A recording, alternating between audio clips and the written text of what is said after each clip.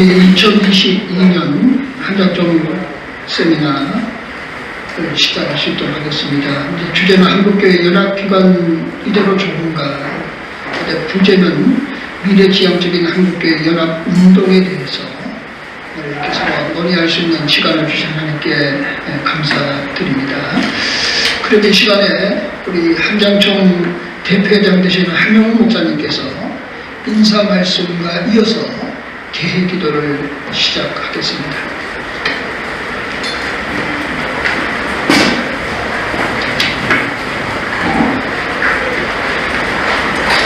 오늘 우리는 한국교회사에 새로운 이정표를 만들기 위해서 오늘 귀한 세미나로 모였습니다.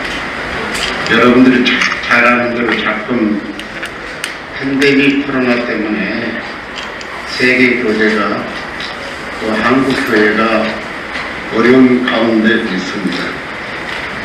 오늘 프로그램을 여러분들이 받으셔서 알겠지만은 오늘 세미나는 이제 한국교회 연합운동 이대로 좋은가라고 하는 주제고, 부제로서는 이제 우리가 직접적인보다는 하나님 말씀 속에서 찾아서 한국교회가 하나 되어야 된다. 그럼 이제 세미나가 된다고 보면 되겠습니다.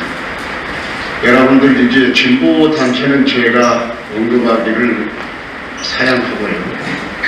우리 한장총이 41년 된 역사를 가지고 있고, 한기총이 33년의 역사를 가지고 있습니다.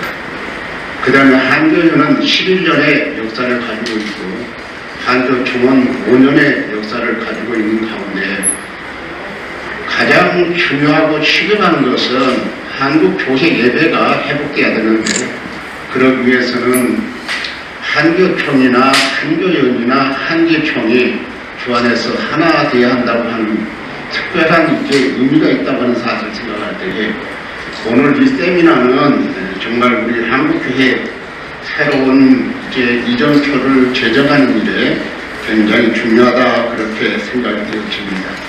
오늘 많은 분들은 오시지 않았지만 우리 한장총 인터넷 TV를 통해서 실시간 라이브로 이렇게 중계하고 있고, 또 많은 언론들이 와주신 것을 감사하게 생각합니다. 특별히 사회를 맡으신 우리 이제 총무 목사님 을 비롯해서 오늘 이제 주제를 여기서 발표해 주실 귀한 교수님들, 동료들에게도 감사를 드리고, 또 참석해 주신 여러분 앞에 모두 감사를 드립니다. 기도 올리겠습니다. 하나님 아버지, 우리 한장총이 금년 이제 첫 번째 세미나를 하면서 한국교회연합기관 이대로 좋은가라고 하는 주제로, 부제는 미래지향적인 한국교회연합운동에 대해서 우리가 이야기하고 논의를 하게 될 것입니다. 하나님 아버지, 부디 한국교회에 필요한 연합기관이 하나 되는 일에 하나님께서 강권적으로 간섭해 주셔서 오늘 세미나를 통해서 새롭게 시작되어지는 시간이 되게 도와 주시옵소서. 한기총 기억해 주시고, 한교연 기억해 주시고, 그 다음에 한교총 또 기억해 주셔서 수장들이 정말 연합하는데 앞장설 수 있는 귀한 세미나 제안이 되게 도와 주시옵소서. 예수 그리스도의 이름으로 간절히 기도 올립니다. 아멘. 네, 감사합니다.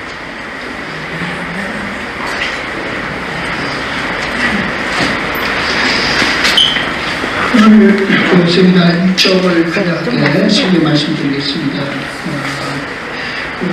참가자 소개 인사가 있은 후에 먼저 1강의로 이희성 교수님께서 강의 주시고, 그 다음에 2강의로 병찬배 목사님께서 해 주시겠습니다. 각각 한 30분 정도 하고요. 끝난 다음에 질의응답을 한 15분 정도 하고, 그리고 폐회 기도로 마칠 수 있도록 그렇게 하겠습니다. 오늘 참가자 하신 분들을 일일이 다 소개하기는 어려운 것 같고요. 각 교단 총무님, 사무총장님 참석해 주셨고, 무엇보다도 오늘 언론사 방송사에서 이렇게 취재해 주셔서 진심으로 감사하고, 우리 한장총이 하는 행사들을 잘 홍보해 주시고 또 잘 알려주십사 하는 당부의 말씀과 감사의 말씀을 드립니다. 그러면 먼저 이 시간에 1강의로 우리 이희성 교수님 나오시겠는데요. 총신대 구약학 교수시고, 그 다음에 총신대 중앙도서관장이시고, 총신대 교육인사연구처장이 되시고, 세변신학아카데미 원장이신 이희성 교수님 나오셔서 성경에 근거한 연합운동 역사와 본질에 대해서 30분 동안 강의해 주시겠습니다. 네, 먼저 감사합니다. 이 시간에 우리가 성경에 근거한 연합운동의 역사와 본질에 대해서 발제를 맡게 된 이희성 교수입니다. 제 강연은 여러분이 가지고 있는 그 교환에 다 강의 안에 실려져 있는데요. 제가 읽어 내려가면서 같이 한번 살펴보도록 하겠습니다. 여러분 아시다시피 지금 우리 한국교회는 세계 선교 역사상 유례를 찾아볼 수 없는 놀라운 부흥을 이루었고 초고속 성장을 이루었지만요. 지금 현재 우리 현실은 장로교회만 해도 약 100여 개 이상으로 사분원열되어 있습니다. 이러한 심각한 교회 분열상 가운데에서 최근에 들어와서 여러 단체들에서 이 교회 연합을 위하여 굉장히 힘쓰고 애쓰고 있습니다. 그래서 우리 연합을 위해서는 우리가 교리적으로 무관심하면 교육 본질을 변질시킬 우려가 있고요. 또 교회의 순수성만을 강조하다 보면은 연합은 무관심하고 또 분열주의에 빠질 수 있거든요. 또 중요한 것은 뭐냐? 이 두 가지를 어떻게 우리가 잘 조화롭게 할 수 있느냐가 굉장히 중요한 문제인 것입니다. 그래서 저는 먼저 오늘 한국 교회 역사, 특별히 초대교회에 있어서 어떻게 연합운동이 진행이 되었고 그걸 짚어보고 난 다음에 성경 안에서 교회의 연합을 위한 그 구약과 신약에 있어서 중심 가르침들을 살펴보도록 하겠습니다. 여러분 강의 안에 8쪽에 보시면은요, 한국교회 연합의 역사라는 것이 있습니다. 여러분 한국교회는요, 초기 선교 때 해외에서 5개국이 참 왔고요, 9개 이상의 교단이 들어왔습니다. 장로교, 감리교, 성공회, 구세군, 정교회, 침례교, 선교회고, 플리머스 형제단, 회중교회 등 엄청나게 많은 교단이 한국에 들어왔죠. 그래서 어떻게 보면 굉장히 신학과 신앙이 나누어지고 분리된 상태에서 이식될 가능성이 굉장히 많았습니다. 그런데 대부분의 선교사님들은요, 당시에 세계 대부흥운동을 경험하신 분들이었기 때문에 그들은 처음부터 뭔가 연합이라고 하는 공감대를 가지고 한국 땅을 밟은 것입니다. 그 가운데서 1884년 4월 5일 부활주일날 최초의 선교사인 그 장로교 선교사인 언더우드와 감리교 선교사인 아펜셀러 선교사님이 둘이 함께 인천 제불포항에 들어왔습니다. 동일한 날에. 이 두 사역자가 교단은 다르지만은 한국 땅을 밟으면서 정말 서로 협력하고 서로 배려해야 되겠다라고 하는 굳은 의지를 가지고 시작을 하게 된 것이죠. 그러면서 1884년에 가장 먼저 한국에 들어온 교단이 어디냐면요, 미국의 국장로교입니다. 그 다음에 1889년에 호주 장로교회가 들어와서 같이 선교를 위한 협의체를 조직했고, 1892년에는 미국 남장로교회가 들어왔습니다. 그리고 1893년에는 이 남북 장로교가 연합을 합니다. 그 연합한 데에 캐나다 장로교회가 가입해가지고 장로교 선교회 연합 공의회가 결성이 됩니다. 이게 처음부터 한국에 들어오신 장로교 선교사님들이 이렇게 연합의 의식이 굉장히 강하셨습니다. 그래서 1905년에 이르러서는 한국의 이 부흥운동이라고 하는 시대적 환경 속에서 그 연합운동을 효율적으로 이루고자 하는 노력이 있어 왔는데요. 4개의 장로교 선교회와 2개의 감리교 선교에서 선교사들이 모여서 선교 협의체를 만들게 됩니다. 그리고 1905년 9월에는요, 약 150명의 장로교회와 감리교 선교사들이 한국 복음주의 연합공회 General Council of Evangelical Mission in Korea라고 하는 이 공의회를 결성하게 됩니다. 근데 이 공의회 의장을 누가 맡냐? 연합운동에 가장 열정을 보였던 언더우드 선교사님이 초대 의장으로 선출됩니다. 이 연합공의회는 선교 사역에서의 형태뿐만 아니라 결국 하나의 민족교회를 이 한국 땅에 조직하는 것을 목적으로 하게 됩니다. 그래서 언더우드 선교사는 한국의 선교의 그 유기적 연합을 위해서 이분은 평생을 기도하며 일생을 바친 분이 바로 언더우드 선교사입니다. 저는 이 연구하면서 굉장히 많은 충격을 받았습니다. 이 언더우드 선교사님이 이렇게 말씀합니다. 한번 맨 아래줄 보시래요. 나는 기독교 가정, 기독교 마을, 기독교 통치자, 기독교 정부에 대한 꿈을 가지고 있다. 이 모든 것들을 이끌고 이 모든 것들의 영향력을 행사할 하나의 교회를 꿈꾸고 있는데 이 교회는 유능하고 잘 훈련받은 헌신된 토착민 목회자가 이끄는 교회로서 감리교인, 장로교인, 성공회인, 유대인이나 헬라인, 야만인, 스키다인, 노예, 자유인, 무할레자, 할례자의 분파가 없는 하나로 연합된 그리스도의 교회이며 여기에는 그리스도만이 전부이다 라는 이 귀한 말씀을 언더우드 선교사님이 하신 겁니다. 너무 놀랍지 않습니까?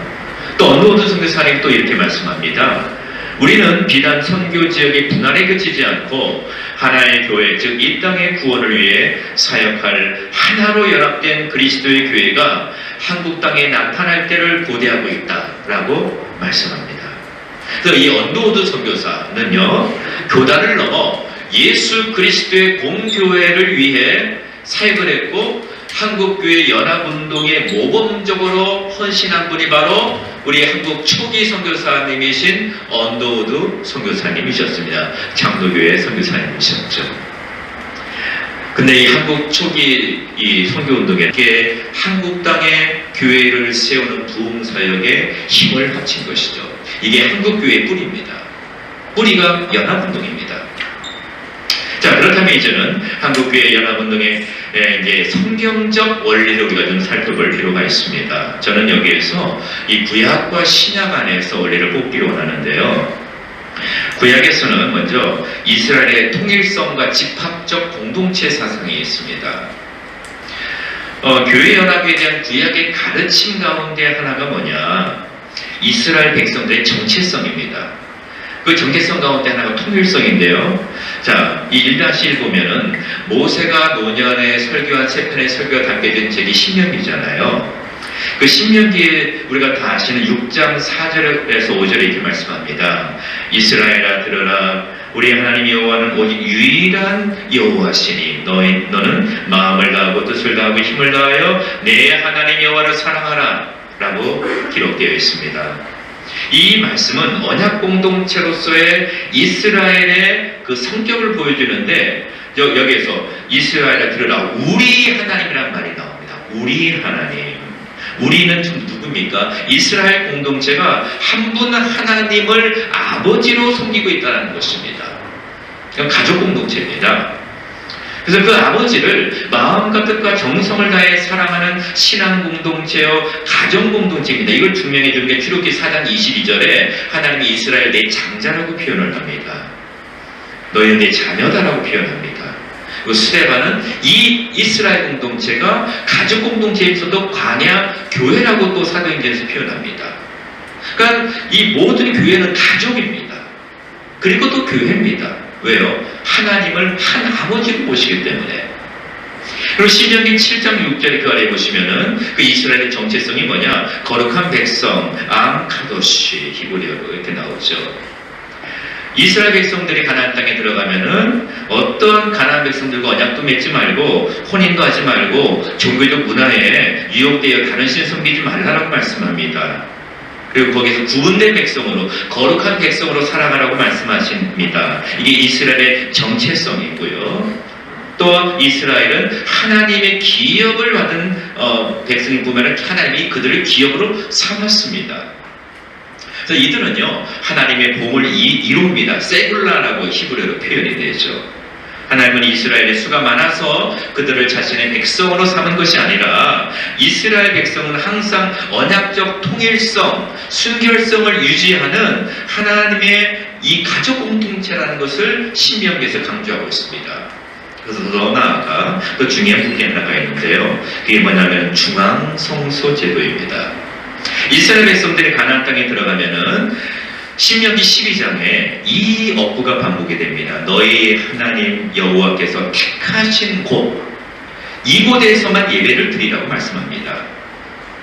그래서 왜 이곳에서만 예배를 드려야 되냐? 그 이유가 한 하나님, 원 하나님, 한 하나님, 한 백성, 한 성소라고 하는 신명기의 이상적 개념이 중앙성소 제도에 드러나는데 이게 왜 나왔느냐? 예배의 통일성, 이스라엘의 순수성, 그들의 연합성을 강조하게 하여 이걸 만든 것입니다.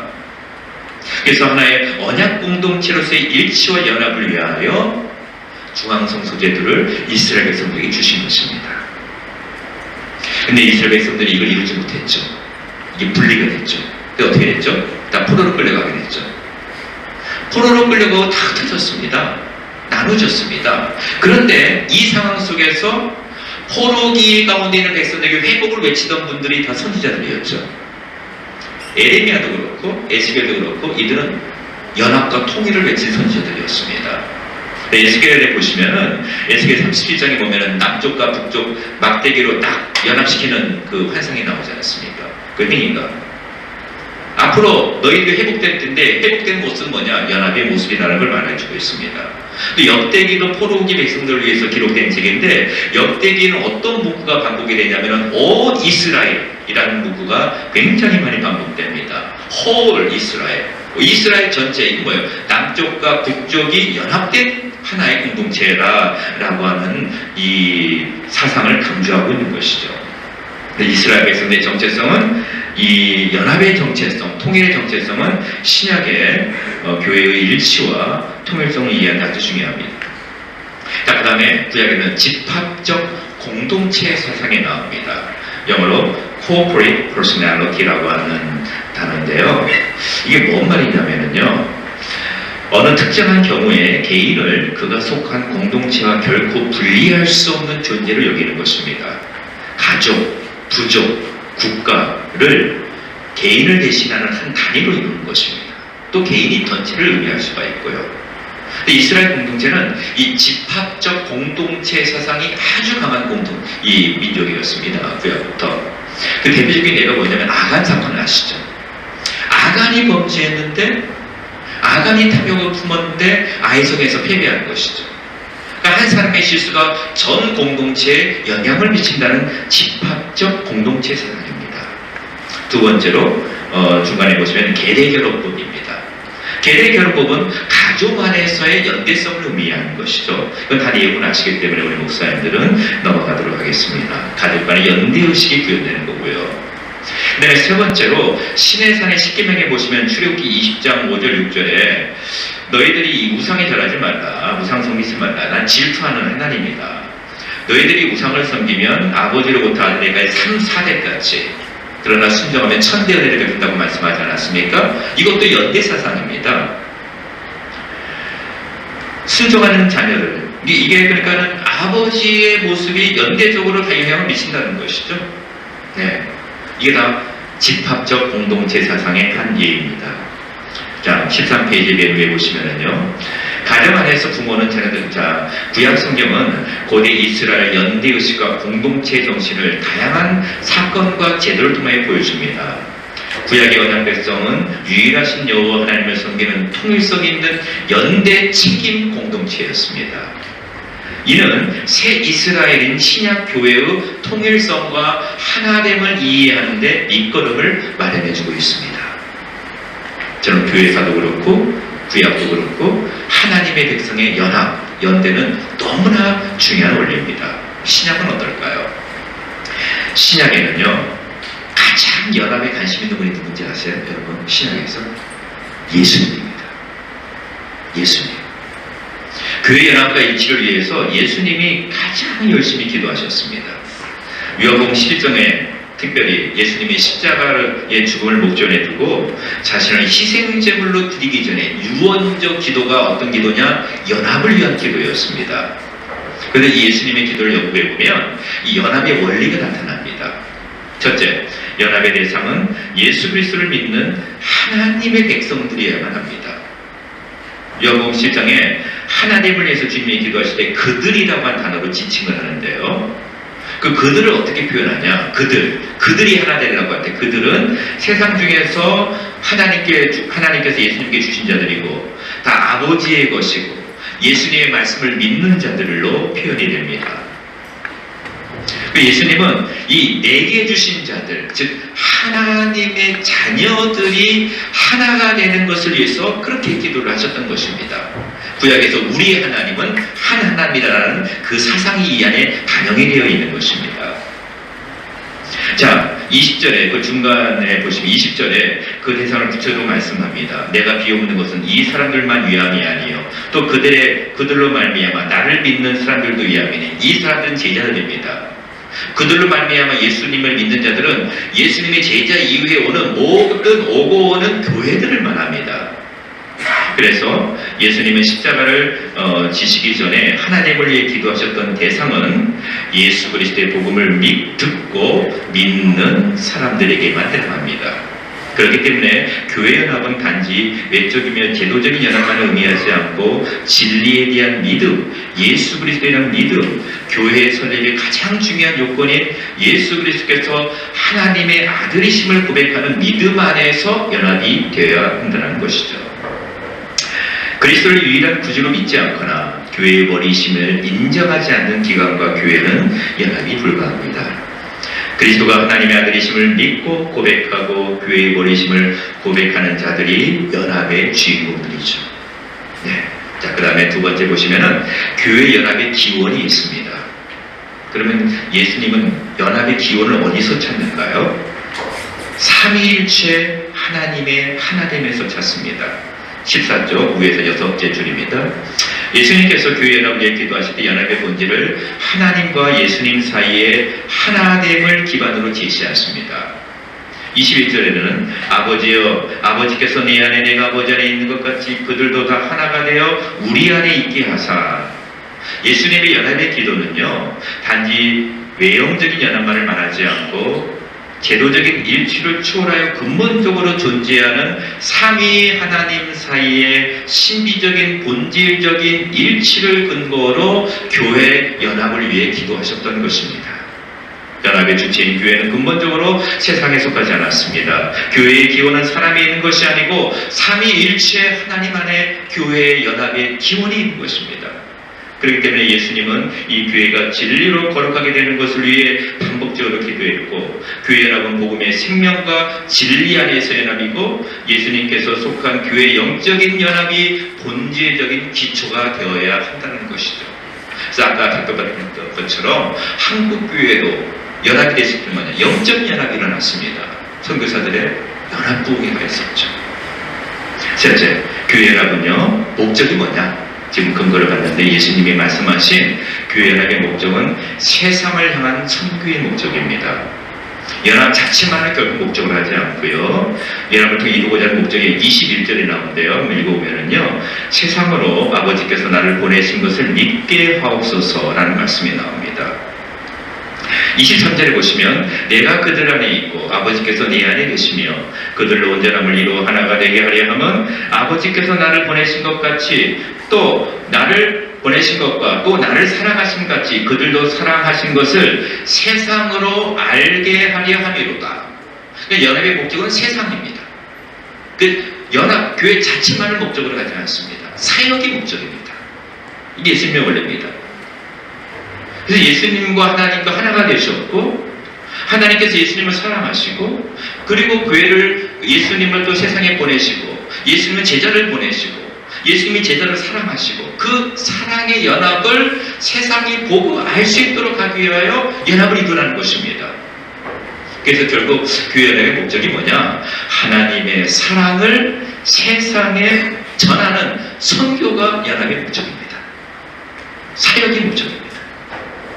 넷째, 원래 교회랍은요, 15페이지 6째 줄. 교회랍은 인간의 노력을 통해 점진적으로 이루어집니다. 교회연합은 이미 하나님께서 예수 그리스도 안에서 이루신 구속의 행위로 다 성취가 됐습니다. 다 가능해졌습니다. 이건 하나님 편에서 이루신 일입니다. 그런데 이 영적인 연합이 이 땅에서 구현되기 위해서는 인간 편에서 반응을 보여야 됩니다. 23절에 이렇게 기록되죠. 그들로 온전함을 이루어 하나 되게 하려 함은 이라는 구절이 있는데요. 이걸 원문에서 직역하면 그들이 하나로 온전케 되도록 하기 위해, 이는 연합의 당사자들인 교회가 하나가 되도록 점진적인 연합을 위한 노력이 필요하다는 것을 예수님이 말씀하고 있는 것입니다.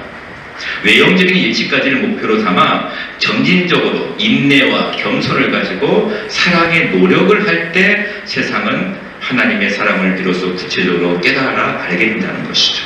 연합을 위해서는 인간 편에서 무던한 노력이 필요한 것입니다. 자, 교회 연합의 영적인 원리가 있고요. 본질적으로 영적이며 삼위일체 하나님의 존재 방식에 대한 이해에서부터 출발해야 되고요.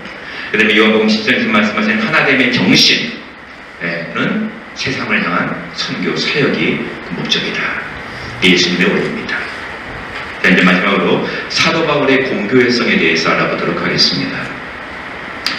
예수 그리스도 이름으로 세워진 교회는 지역 크기, 구성원의 인종, 성별과 상관없이 모두 예수 그리스도의 교회입니다. 교회는 예수 그리스도를 구주로 믿는 자들의 모임이기 때문에 성경적 교회 연합의 본질을 논할 때 사도 바울의 교회론을 언급하지 아니할 수 없습니다. 왜냐하면 그는 교회 연합의 신학적 근거인 이 공교회성을 말하고 있습니다. Holy Catholic Church, 우리 공회를 믿사오며 사도신경에 나오죠. 이 공교회에 대한 신학을 사도 바울이 제공해주고 있죠. 자, 교회의 통일성 보겠습니다.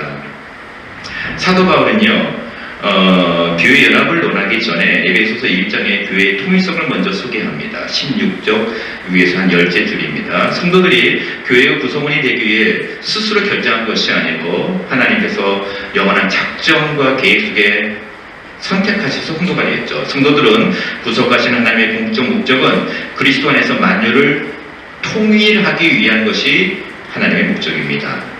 통일입니다. 그러면 이 통일을 이루기 위하여 누구를 통하여 통일을 이루느냐라는 것이죠.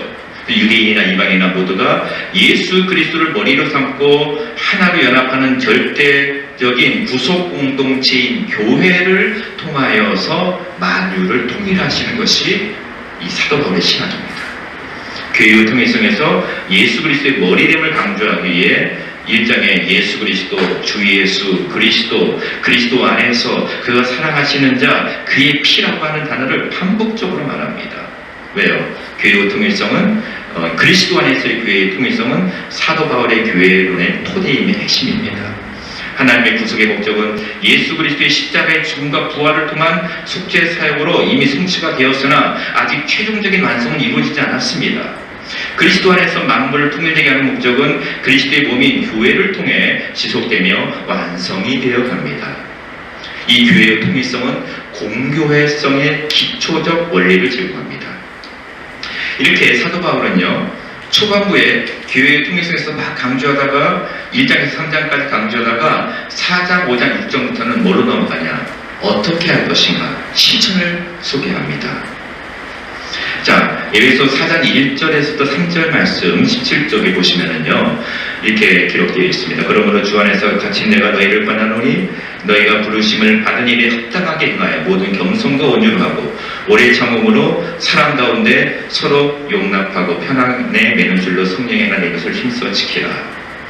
그래서 첫 번째로 사도 바울은요, 성도가 부르심의 소명이 뭐냐? 소명의 첫 번째가 뭐냐? 하나 되는 곳이라고 하는 거예요. 여기서도 교회도 하나요? 성도들의 소명의 첫 번째가 성령이 하나 되게 하신 것을 힘써 지키는 것이 성도의 사명이라는 것이죠. 이를 위하여 겸손 온유 오래 참음으로 하라. 자, 맨 밑에서 한 7페이지를 보시면은요, 성령이 하나 되게 하신 것을 힘써 지키라 라고 기록되어 있거든요. 이게 원문에서 보면은요, 이렇게 기록되어 있습니다. 성령이 주신 연합을 지키기 위해 모든 노력을 해라. 이 힘써 지키라라는 말이 거기 안에 들어있습니다.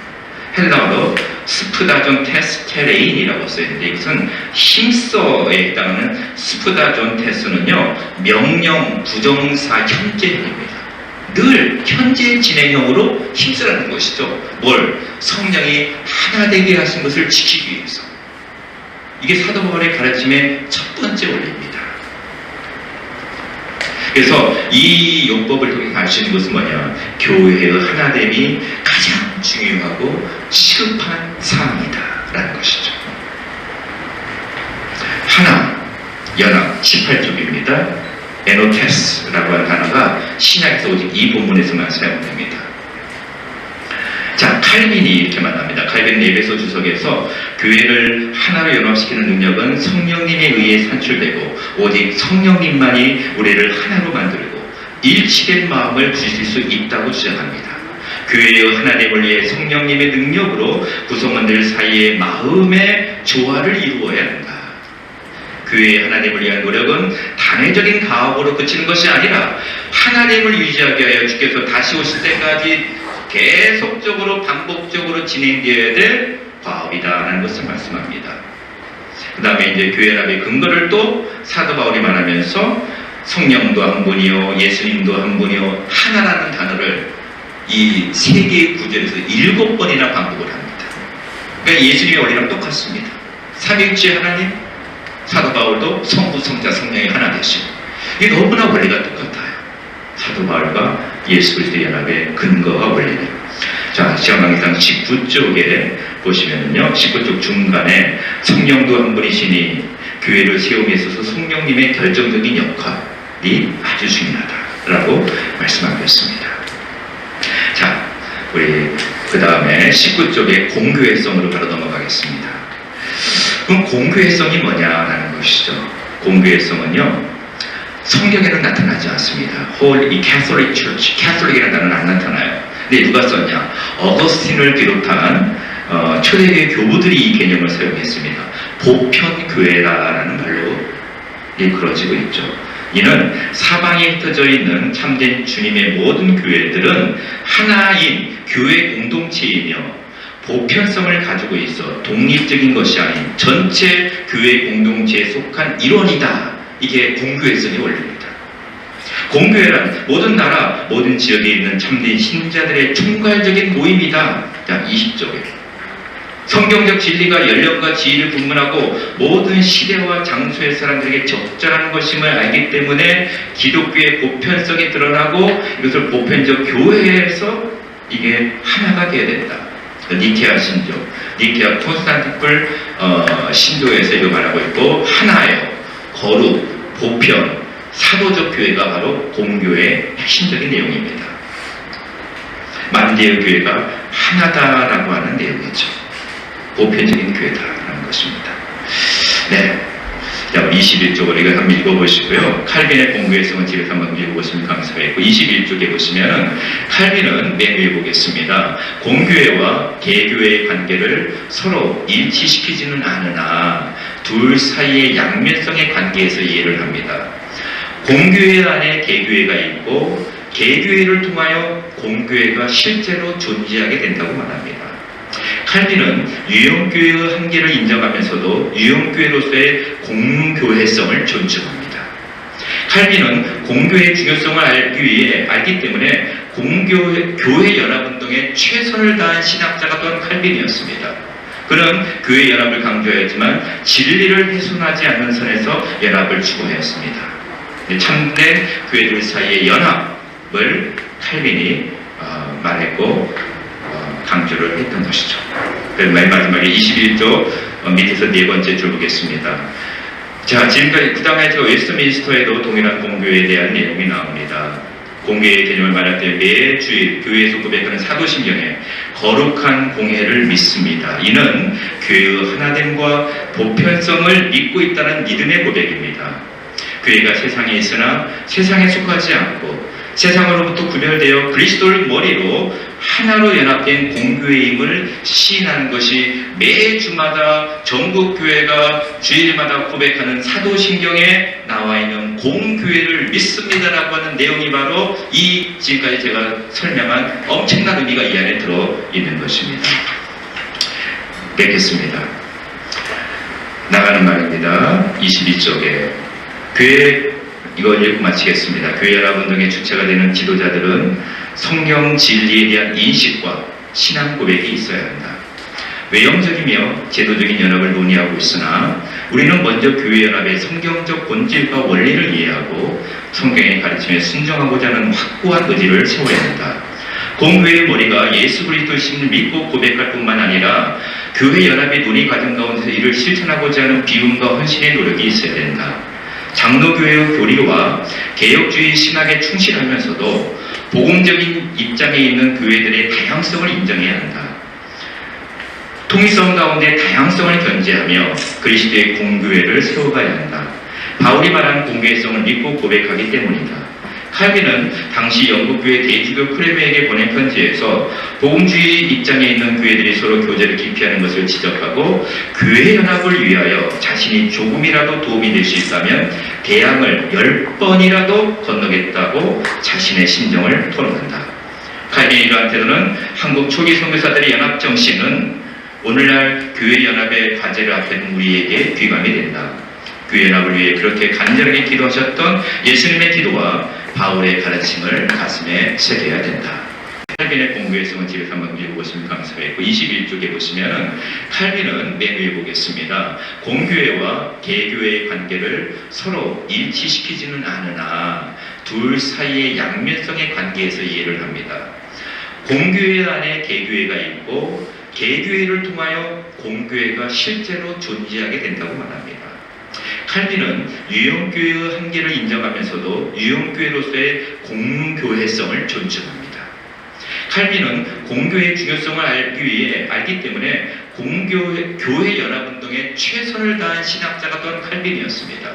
그는 교회 연합을 강조하였지만 진리를 훼손하지 않는 선에서 연합을 추구하였습니다. 참된 교회들 사이의 연합을 칼빈이 말했고 강조를 했던 것이죠. 맨 마지막에 21조 밑에서 네 번째 줄 보겠습니다. 자, 지금까지 그 다음에 저 웨스트민스터에도 동일한 공교회에 대한 내용이 나옵니다. 공교회의 개념을 말할 때 매주일 교회에서 고백하는 사도신경에 거룩한 공회를 믿습니다. 이는 교회의 하나됨과 보편성을 믿고 있다는 믿음의 고백입니다. 교회가 세상에 있으나 세상에 속하지 않고 세상으로부터 구별되어 그리스도를 머리로 하나로 연합된 공교회임을 시인하는 것이 매주마다 전국교회가 주일마다 고백하는 사도신경에 나와 있는 공교회를 믿습니다라고 하는 내용이 바로 이 지금까지 제가 설명한 엄청난 의미가 이 안에 들어있는 것입니다. 뵙겠습니다. 나가는 말입니다. 22쪽에 교회 이걸 읽고 마치겠습니다. 교회 연합운동의 주체가 되는 지도자들은 성경 진리에 대한 인식과 신앙 고백이 있어야 한다. 외형적이며 제도적인 연합을 논의하고 있으나 우리는 먼저 교회 연합의 성경적 본질과 원리를 이해하고 성경의 가르침에 순종하고자 하는 확고한 의지를 세워야 한다. 공교회의 머리가 예수 그리스도의 신을 믿고 고백할 뿐만 아니라 교회 연합의 논의 과정 가운데서 이를 실천하고자 하는 비움과 헌신의 노력이 있어야 된다. 장로교회의 교리와 개혁주의 신학에 충실하면서도 복음적인 입장에 있는 교회들의 다양성을 인정해야 한다. 통일성 가운데 다양성을 견제하며 그리스도의 공교회를 세워가야 한다. 바울이 말한 공교회성을 믿고 고백하기 때문이다. 칼빈은 당시 영국교회 대주교 크레메에게 보낸 편지에서 복음주의 입장에 있는 교회들이 서로 교제를 기피하는 것을 지적하고 교회 연합을 위하여 자신이 조금이라도 도움이 될 수 있다면 대항을 10번이라도 건너겠다고 자신의 심정을 토론한다. 칼빈의 이러한 태도는 한국 초기 선교사들의 연합 정신은 오늘날 교회 연합의 과제를 앞에 둔 우리에게 귀감이 된다. 교회 연합을 위해 그렇게 간절하게 기도하셨던 예수님의 기도와 바울의 가르침을 가슴에 새겨야 된다. 네, 이상입니다. 감사합니다.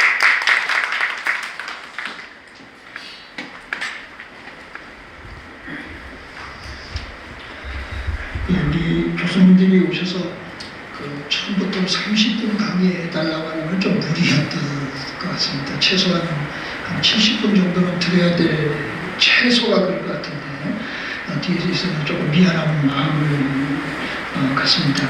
이어서 바로 강의하는 그렇고요. 또 코로나니까 들쑥날쑥 그래도 또 문제가 있고 그래서 제가 몇 말씀만 드리고 바로 강의를 이어서 할 수 있도록 그렇게 하겠습니다.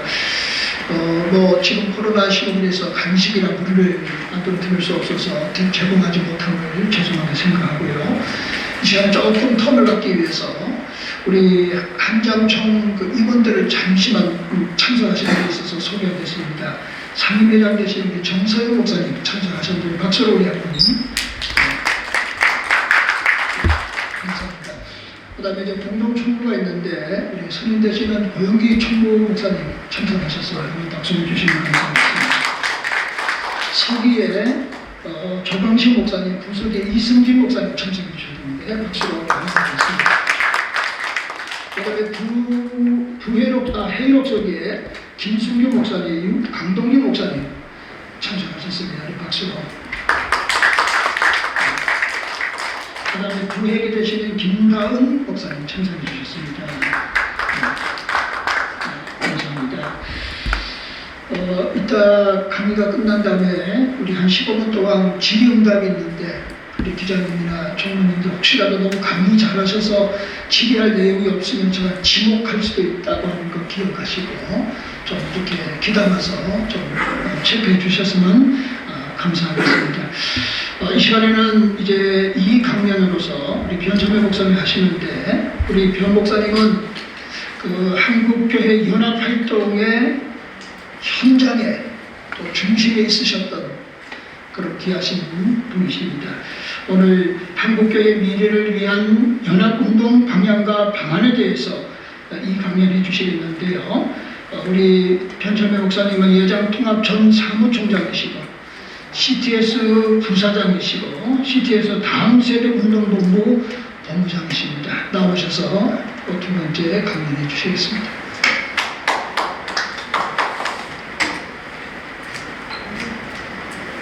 감사합니다. 이선 교수님 강의 잘 들었습니다. 감사합니다. 저희 오늘 제가 드릴 말씀은 기술적인 문제, 연합을 어느 단체가 어떤 식으로 어떻게 하면 좋겠다 그런 쪽에 집중하지 않고 연합을 하는 연합운동이 어떤 과제를 지금 다뤘으면 좋겠나 그런 쪽에 말씀을 주로 드리겠습니다. 한국교회는 선교 130년을 지나면서 한국 사회에서 가장 지배적인 종교가 됐습니다. 종교 인구를 가장 많이 포괄하고 있는 종교가 되었고 그만큼 책임이 무겁다고 할 수 있습니다. 아쉽게도 2007년 대북운동 100년을 기념하고 그해 있었던 아프가니스탄 피랍 사건을 전후로 해서 한국교회의 성장은 정체 내지 감소세로 접어들었습니다. 2006년에 첫 교단이 교세 통계 보고할 때 감소를 보고 있고 그 차례대로 7년, 10년, 11년에 이르러서는 한국교회 모든 교단이 교세 감소를 보고하고 있습니다. 현재는 거의 예외 없이 모든 교단이 교세 감소를 기록하고 있습니다. 단순한 교세 감소, 사회 변화에 따른 교세 감소만이 아니라 그것은 다음 세대의 집단적인 기독교 교회 출석의 문제부터 시작돼서 여러 가지 복합적인 문제를 우리에게 던져주고 있습니다. 그런 가운데 저희 한장총은 40년 가까운 역사 속에서 장로교 간의 연합을 이루어갔고 한국 장로교회 1차 연합의 증진을 위해서 한교단 단체제 운동을 제창해서 하나의 방향을 제시했습니다. 한장총이 제시했던 한교단 단체제 운동은 성과를 유효하게 내지는 못했지만 연합의 방향을 하나의 장로교회가 두고 하나의 장로교회가 되기 위한 구체적인 제안을 학자들과 각 교단의 교단장, 총무들과 함께 했다는 것이 매우 중요한 점입니다. 지금은 성취하지 못한 미안의 꿈으로 남겨져 있는데 언젠가 때가 되면 그것을 다시 한번 환기시키고 그 방향으로 한국정부회를 가야 될 것 같습니다. 27쪽입니다. 작년에 특별히 이 한국교회 총연합을 중심으로 해서 한기총과 한교연, 즉 보수적인 세 연합기관의 통합 문제에 대해서 대화가 많이 있었습니다. 이 세 기관의 통합 문제에 대해서 일종의 한국교회 내의 공론화가 이루어졌다고 말씀드릴 수 있습니다. 이 공론화가 이루어지면서 소강성 목사님이 쓴 글에 그 내용을 잘 정리하셨기 때문에 요약하면 연합교회의 문제는 이렇게 지적했습니다. 첫째는 교권제일주의가 문제다. 둘째는 교단 이기주의가 문제다. 셋째는 공교회 의식이 없는 개교회주의가 문제다. 넷째는 독선적 신념으로 우리만의 이너서클을 형성한 것이 문제다. 다섯째는 연합기관의 통합에도 이단 극복 등, 이단 문제 등 극복해야 될 과제가 많다. 문제점을 확인해 주셨습니다. 그리고는 8가지의 방안을 대안으로 제시했습니다. 첫째는 솔리데오 글로리아의 신앙을 가져야 한다. 둘째는 모든 기독권을 내려놔야 한다. 셋째는 예수 그리스도 안에서 차이를 인정하고 포용적 마인드도 가져야 한다. 넷째는 더 나아가 성령 안에서 모든 겸손과 온유와 오래 참음과 사랑 가운데 용납의 마음이 있어야 한다. 다섯 번째로 한국교회 세움과 공적 사역의 마인드를 가져야 한다. 여섯째로 리더십을 키워야 한다. 일곱째로 현실적으로 단계별 통합안을 마련해야 한다.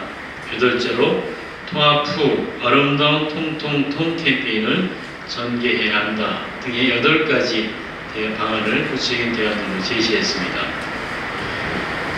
작년에 제안했던 것이 공론화된 되고 어떤 구체적인 결실을 맺지 못했다는 점에서 8가지 제안은 여전히 유효하다고 볼 수 있습니다. 한국교회 세 기관이 있다면 한기총의 경우에는 이 보수적인 연합기관의 전통을 갖고 있고 한교회는 신앙의 순수성을 위해서 노력했다는 성과를 가지고 있고 한교총은 한국교회 교단의 공교회성을 확보했다는 장점을 갖고 있습니다. 그런 점에서 세 기관이 각각 가지고 있는 장점을 서로 마음을 열고 받아들이면 좋지 않겠나 싶고 8가지의 소왕성 목사님이 한교총 대표회장으로 제시했던 방안에 대해서 관심을 두고 통합 논의를 하시면 좋겠다 싶습니다. 이제 3번 28쪽입니다. 한국교회 연합운동은 그러면 앞으로 어떤 과제를 다뤄야 되겠는가?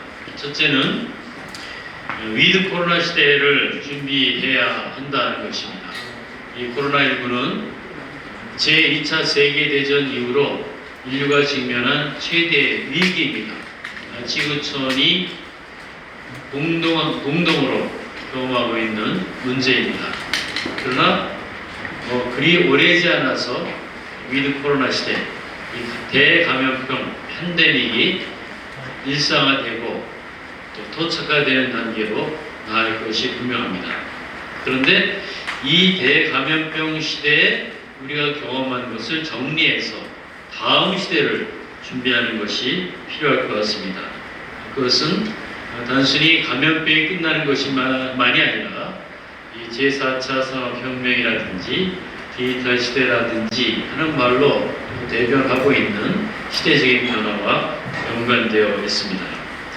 30쪽에 한 10가지 정도 과제를 적었습니다. 10개를 다 차례대로 해야 한다는 뜻이 아니라 연합기관이 관심을 두고 그 중에 어떤 사역에 집중적으로 노력을 해서 한국교회가 코로나 시대로 나아가는 길을 열었으면 좋겠다 하는 뜻에서 말씀을 드립니다.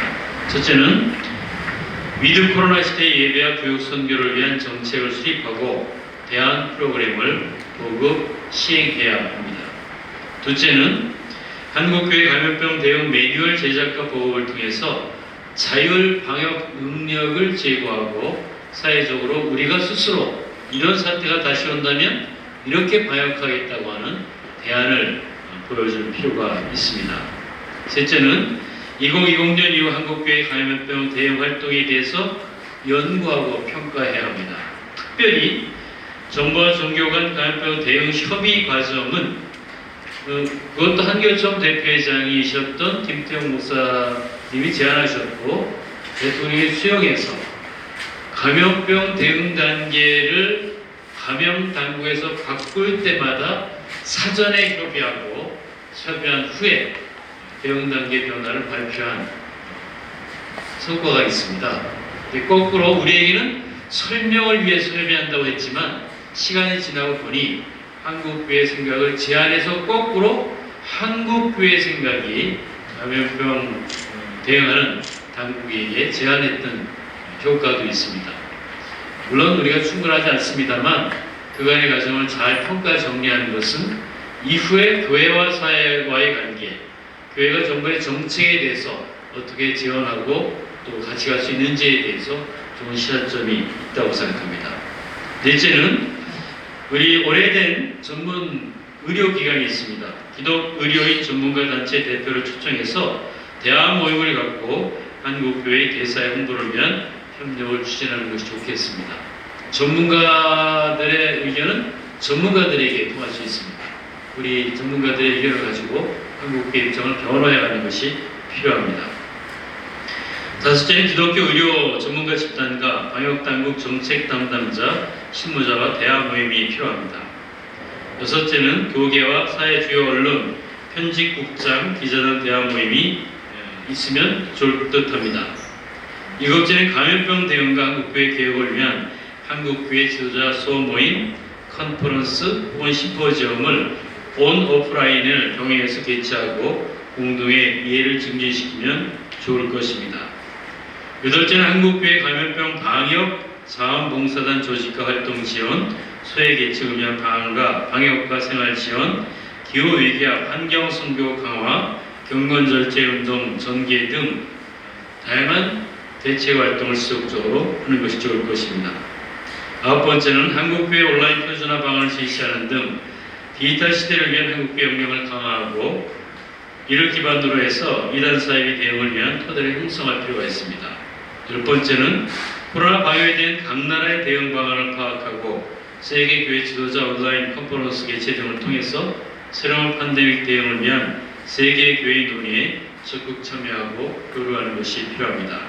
10가지 제안했습니다만 여기에 국한될 필요는 없을 것 같고요. 각각 자기 형편과 처지에 따라서 하나 혹은 둘 할 수 있다면 몇 곳에 집중적으로 대처하는 것은 연합과 기계간의 과제인 것 같습니다. 이제 다음 쪽입니다. 이 연합운동이 해야 될 과제 중에 한 가지는 이 디지털 시대가 도래합니다. 이것은 감염병 이후 시대를 총괄해서 말한다면 앞으로 다시 이 시대가 시대적인 변화를 맞이할 때까지는 적어도 한 20년 가지 않겠나 싶습니다. 현재 우리가 경험하고 있는 새로운 일상이 지배하는 이 시대가 20년은 갈 것입니다. 근데 그 안에 위기 요소들이 여러 가지가 있습니다. 이 위기 요소들이 다시 이 시대를 바꿀 수 있는 문제로 우리 앞에 다가올 것입니다. 그걸 주목해보고 주의 있게 보면서 교회도 역시 선교 과제를 찾아야 되겠다 싶습니다. 첫째는 저출생 고령화 같은 인구학적인 변화가 한국 사회를 뒤흔들 것입니다. 이 땅에 있는 300만에 이상 되는 1년 이상 거주 외국인들이 앞으로는 정착하는 이민자들이 될 가능성이 대단히 높습니다. 이민자를 맞이하기 위해서 준비해야 합니다. 그것은 사회도 준비해야 되고 교회도 준비해야 합니다. 정책도 바꾸고 우리의 교회 운영을 위한 방식도 바꿔야 합니다. 그래야 한국 다가오는 우리 이민자들이 단순히 전도의 대상, 선교의 대상, 시의 대상이 아니라 이 땅에서 하나님을 찬양하는 예배자로서 함께 하나님 앞에 나아갈 수 있을 거라고 봅니다. 둘째는 한반도를 둘러싼 지정학적인 위기가 전쟁으로 비유할 수 있다.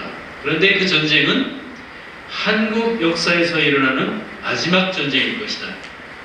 또 다른 전쟁이 일어날 가능성이 없습니다. 왜냐하면 사람이 거주할 수 없는 땅이 될 가능성이 대단히 높습니다.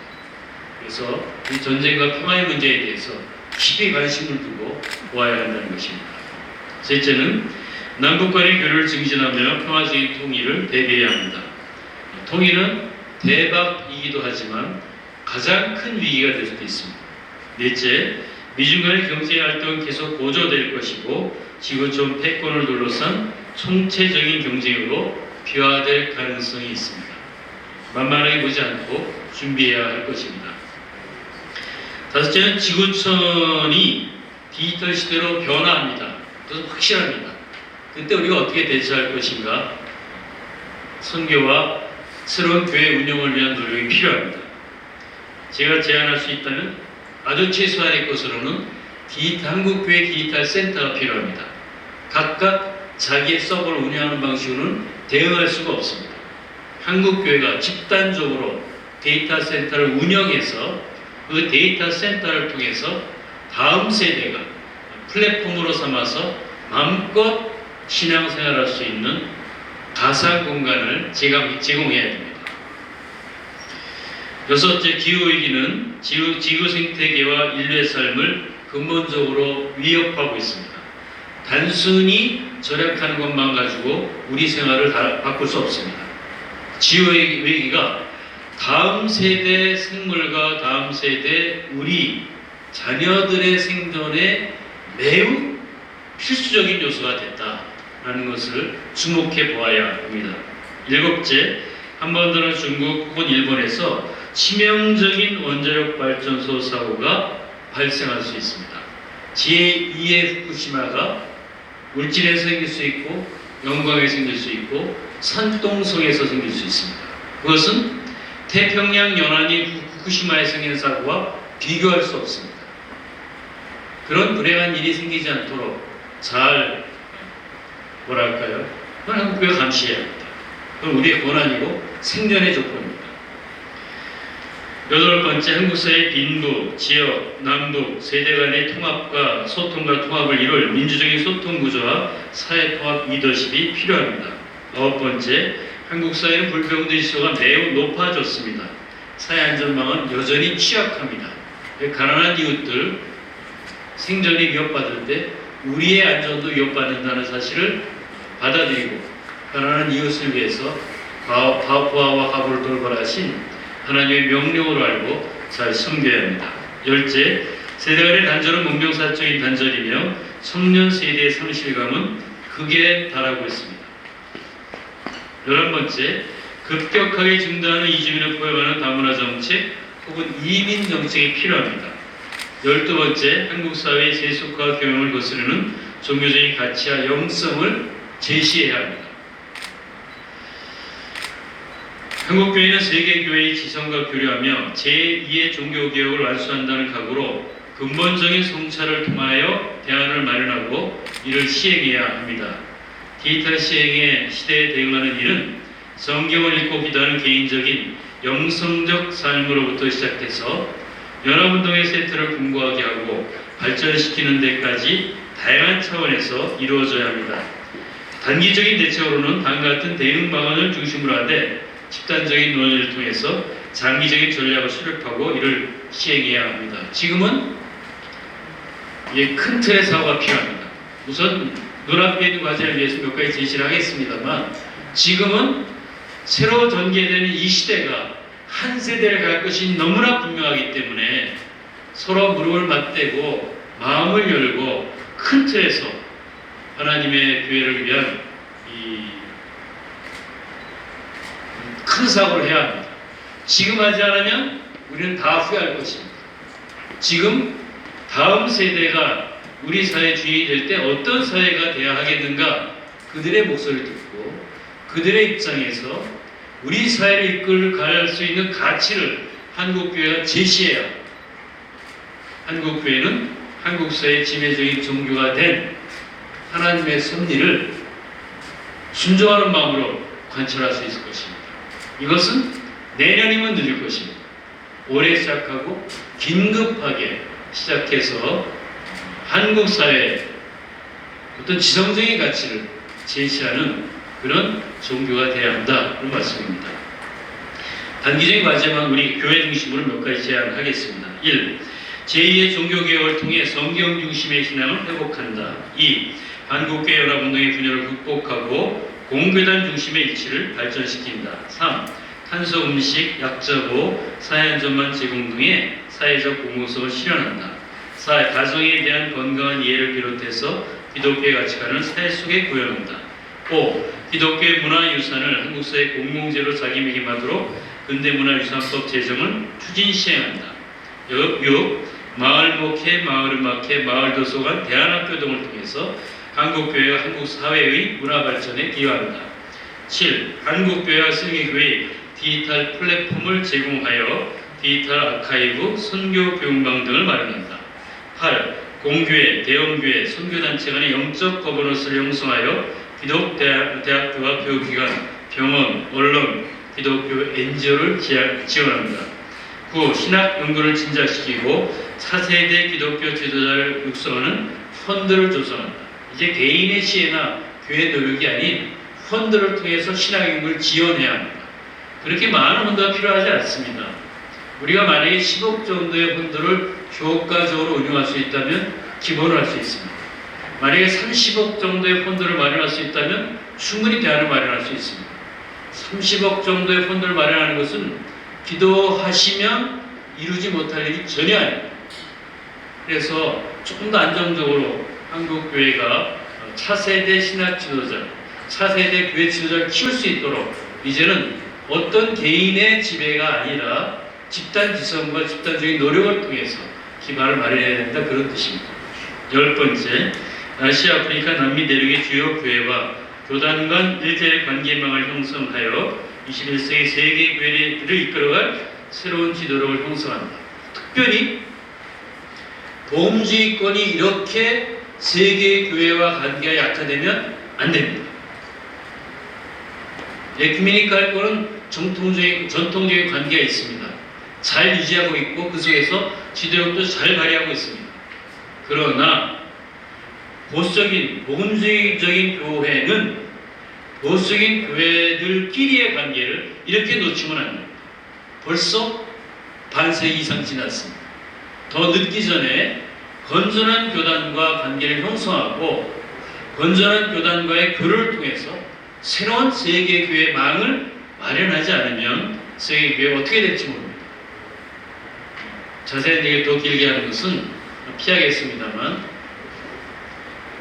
이 세계교회에 대해서 책임있게 행하는 것이 좋겠습니다. 우리가 선교사 보내서 현지 교회에 전도하는, 현지인들에게 전도하는 것만 가지고는 충분한 교회 간의 유니버설한 관계를 만들 수 없습니다.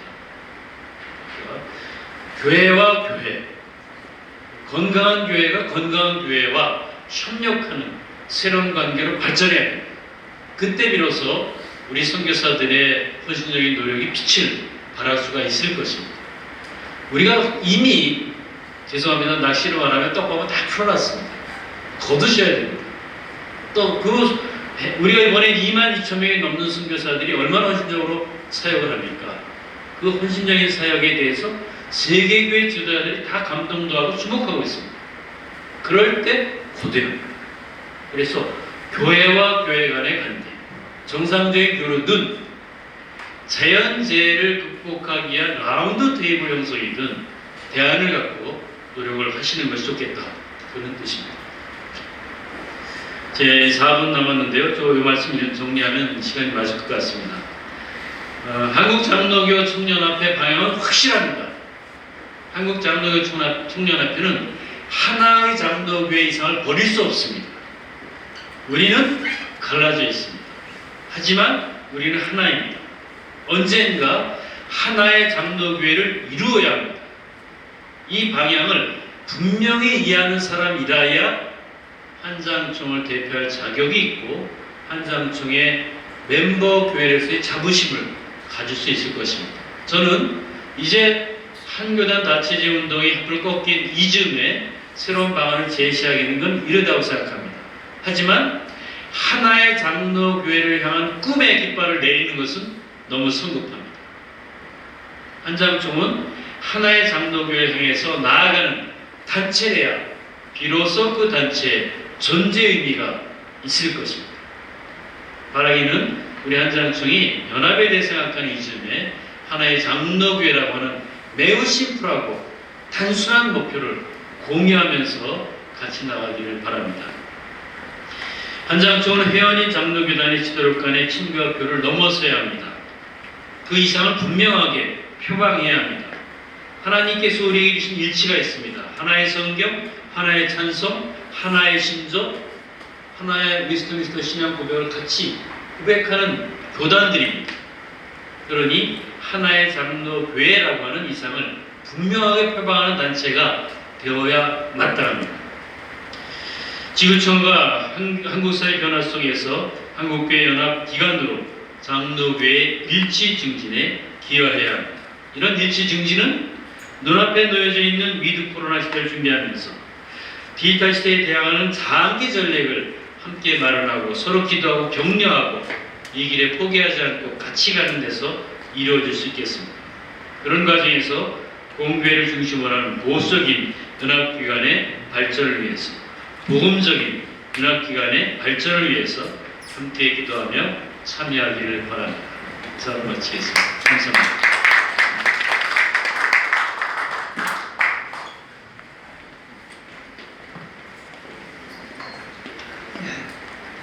열띤 강의 진심으로 감사를 드립니다. 아마도 오늘 우리가 2022년 한장로 세미나를 하게 되는데 주제는 아시다시피 한국교회 연합기관 이대로 좋은가고 부제는 미래지향적인 한국교회 연합 운동에 대해서 함께 고민할 수 있는 기회를 주신 하나님께 감사드립니다. 최근에 그 연합단체의 통합에 대해서 언급이 있는데 그것도 물론 중요하지만 한국 장로교가 또 하나가 된다고 하는 의미가 또 우리에게 있어야 되지 않겠는가 생각이 되어지고 단순한 단체만의 그 통일된 목소리가 때로는 다양성의 중요성을 우리가 또 놓쳐볼 수 있는 그런 부분도 있는 것 같습니다. 자, 이 시간에 이제 우리 질의응답을 하는 시간이 되겠습니다. 오늘 강의해 주신 우리 이희성 교수님에 대해서 질의하실 분 있으시면 손들을 표해 주시고 또 질의에 대해서 답할 수 있도록 하겠습니다.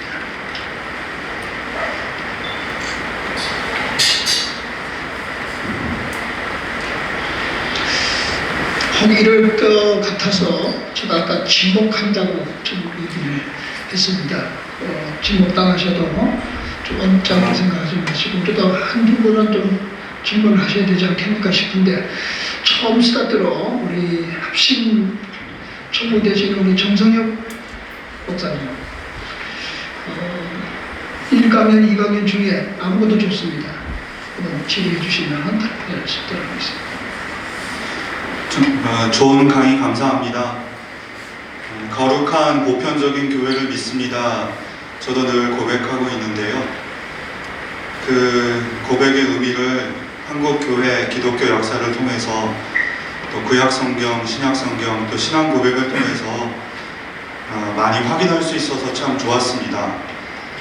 그리고 한교단 다체제 혹은 한체제 다교단 이렇게 표현할 수 있는 한국 장로교 총연합의 어떤 책임을 큰 시각으로 볼 수 있어서 참 좋았습니다. 근데 저는 아직 이것이 현재 있는 한국교회 연합기관의 통합과 어떤 관계가 있는지에 대해서 잘 모르겠습니다. 여전히 거룩한 보편적인 교회를 믿습니다. 성령 하나님을 믿습니다. 성도의 교제를 믿습니다. 하나 된 것을 힘써 지키겠습니다 라는 것이 저희 고백이고 앞으로 행할 거시적인 안목에 대해서 듣고 도전을 갖게 되었는데요. 당장 이게 교회가 혹은 한 장총이 할 수 있는 어떤 큰 안목인 것은 분명합니다. 그러나 그것이 한국교회 연합기관의 내 연합 혹은 통합과 어떤 관계가 있는지에 대해서는 한번 다시 설명해 주시면 감사하겠습니다. 네, 먼저 제가 이 발제를 준비하면서 깨달은 것은요, 이 자리가 한장총 세미나입니다. 한국 장로교 총연합회. 그런 관점에서 제가 이 논문을 준비하면서 발견한 것은 먼저 한국 교회가 시작할 당시 언더우드 선교사님을 중심으로 또 이제 공의의 형성이 되지 않았습니까? 그러면서 연합 과정을 볼 때에 장로교가 중심이 된 것을 볼 수가 있습니다. 이 글들을 읽어보면은 언더우드 선교사님과 여러 장로교회, 남장로교회, 북장로교회, 호주 장로교회, 캐나다 장로교회가 주축이 돼가지고 하나를 이루었고 거기에 감리교회까지도 동참을 하게 된 것입니다. 그래서 먼저 우리가 중요한 것은 이 자리를 빌어서 제가 말해주고 싶은 것은요, 지금 한국 기독교가 1700년 동안에 한국 불교가 1위 종교였습니다. 근데 1위 종교가 지금 기독교로 바뀌었습니다. 기독교가 1위 종교가 된 사회 속에서 한국 사회에서 가장 큰 단체가 기독교입니다. 단일 단체로. 그러면은 이 단체에게 기대를 하는 한국 사회에 기대감이 있는 것입니다. 대한민국에 기대감이 있습니다. 우리는 1위 종교로서의 기독교가 위상도 있지만 동시에 책임도 있다고 봅니다. 이 책임을 이루기 위해서 필요한 것은 뭐냐? 교회가 연합이 돼서 하나가 되어서 제가 아까 발제때 말한 것처럼 세상을 향한 사회를 향한 선교와 또 사회를 향한 그리스도의 사랑을 보여주는 일에 하나로 연합을 하는 것이 중요하다고 생각하고 이를 위하여 가능하면 한국교회의 역사가 됐던 것처럼 장로교회가 아까 우리 병 목사님께서 잘 설명해 주셨는데 정말 장로교회가 먼저 하나가 되고 이 한국교회의 역사 이거 뿌리지 않습니까? 하나가 되어서 이 한 대한민국 사회가 우리 기독교에 거는 그 기대와 그 기대치를 우리가 적어도 부응하기 위해서는 이 사회에 연합을 하여서 이 사회에 사랑하고 아까 여러 가지 이 사회의 흔한 이슈들을 풀어가기 위해서는 개교단 가지고는 힘듭니다. 말이 먹히지가 않습니다. 그래서 아까 제가 이 발제를 말씀드린 것은 연합기관은 자체를 위하여 존재하지 않습니다. 연합기관은 사회를 위하여, 세상을 위하여 존재하는 것입니다. 이 세상에 그리스도의 사랑과 또 아까 우리 변 목사님 말씀해 주신 여러 다양한 이 시대의 이슈들을 기독교적 관점에서 담아내고 기독교의 목소리를 내고 이 땅에 하나님 나라가 도래할 수 있도록 하는 일에 교회가 특히 장로교를 중심으로 다시 한번 했으면 제일 좋게 이게 제 정체성이기 때문에 이렇게 말하지 않을 수가 없습니다. 한국교회 뿌리기도 하고 우리가 집토권을 가지고 정말 솔선수범하여서 하나가 된다면은 이 대한민국 사회의 제1 종교로서의 기독교가 정말 동일한 목소리로 한 리더십과 한 체제 안에서 한다면은 좀 더 효과적으로 이 사회를 섬길 수 있지 않을까라고 하는 생각이 듭니다. 네, 이상입니다.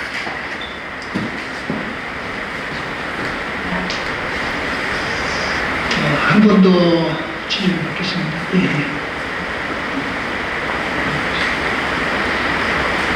먼저 어느 교수님한테 이 교수님께 말씀드리겠습니다. 좋은 신문 지용길 목사입니다. 교수님 강의에서도 말씀해 주셨던 것처럼 우리는 하나거든요. 복음 교회, 한 교회, 예수 그리스도 안에서 이렇게 한 교회이기 때문에 우리가 하나의 교회가 되어야 된다. 이제 이게 말이 되지만은 이미 우리는 하나이고 네.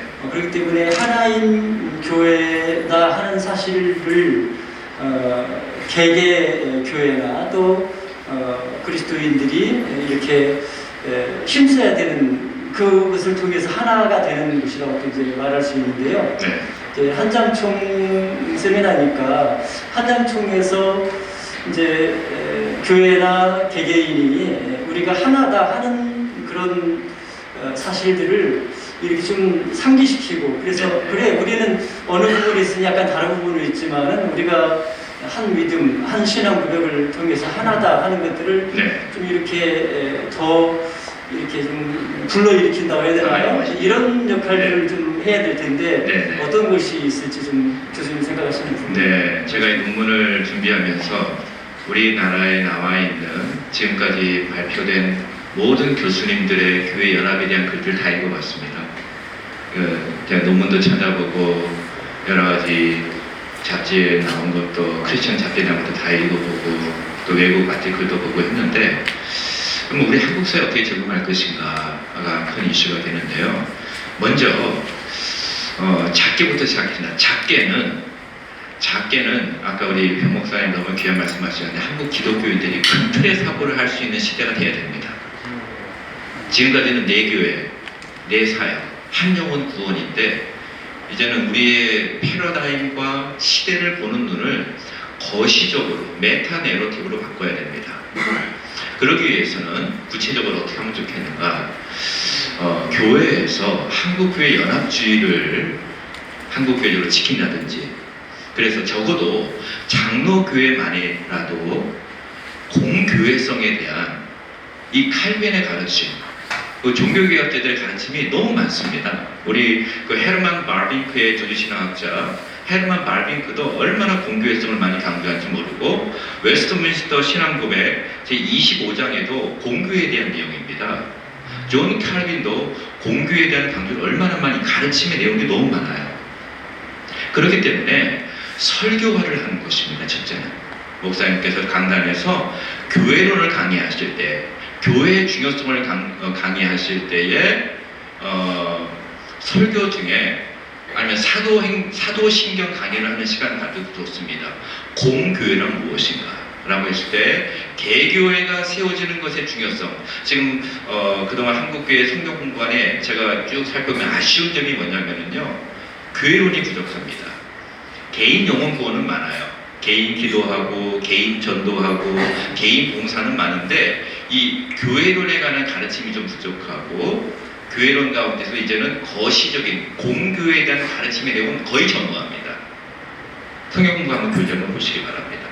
그리고 각 교회 강단에서 공교회에 대한 설교 거의 없습니다. 그렇기 때문에 장로교회는 같은 신앙 고백을 하고 있기 때문에 웨스트민스터 신앙 고백과 칼빈의 가르침과 그 위에 여러 조지 신학적인 관점에서 그러니까 보편적 교회, 홀리 캐톨릭 처치에 대한 그런 부분을 교회에서 강단에 설교하시면 제일 좋겠다. 그거고요. 그 다음에 두 번째는 이런 부분들을 교단이나 이런 교회 한장총이나 해가지고 성경 공부 교재를 하나 만들었으면 좋겠습니다. 공교회가 무엇인가에 대한. 그래서 이거를 청년들에게 성경 공부할 수 있도록 하는 것이 중요하고요. 그 다음에 또 하나는요. 지금 구정이 있지 않습니까? 제가 자랐을 때만 해도 한국교회 연합부흥회가 많았습니다. 이쪽 교회와 저쪽 연합해서 부흥회하고 지역 연합부흥회가 있었습니다. 거기에 참여해서 내봤고 그러한 그 영적인 부흥운동이 좀 이제는 제도적인 노력뿐만 아니라 각 교회와 교회, 교단과 교단 사이의 연합부흥운동은 그런 패러다임을 한번 가져봤으면 좋겠습니다. 그렇게 해서 영적으로 하나가 되고 서로 같이 한국교회로 해서 부흥을 해서 기도하고 그 다음에 거기에서 이제 우리가 준비한 성경 공부 교재를 또 풀기도 하고 그런 시도들이 이제 하나씩 있지 않으면 좋지 않을까 생각이 들고 이제 신학교 안에서도 이제 저도 이번 강연을 준비하면서 이 공교회에 대한 가르침을 다시 한번 경고해야겠다라고 하는 생각을 갖게 되었습니다. 네, 이상입니다.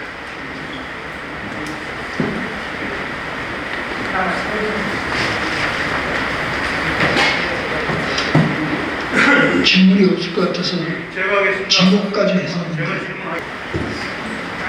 저는 HB 한반도 방송의 전재석 기자입니다. 지금 이론적인 이야기를 자꾸 하는 것보다 저들은 당장 한국교회 연합기관을 계속 변죽을 계속 몇 년간 울리고 있는데 현실적으로 머리는 합치자고 하면서 몸은 합쳐지지가 않고 있는 그런 상황입니다. 그 억지로 이 합치는 그런 개념보다는 각 기관을 놔두고 한국교회 연합기관 총협의체를 만들어서 거기서 해서 서로 협의해서 협력해서 좋은 길을 찾는 길도 하나님 보시는 입장에서 좋은 그런 방향이 있지 않을까 그런 생각에서 제가 한번 질문해 보는데 그 부분에 대해서 어떻게 한번 우리 목사님께서 한번 말씀 주십시오.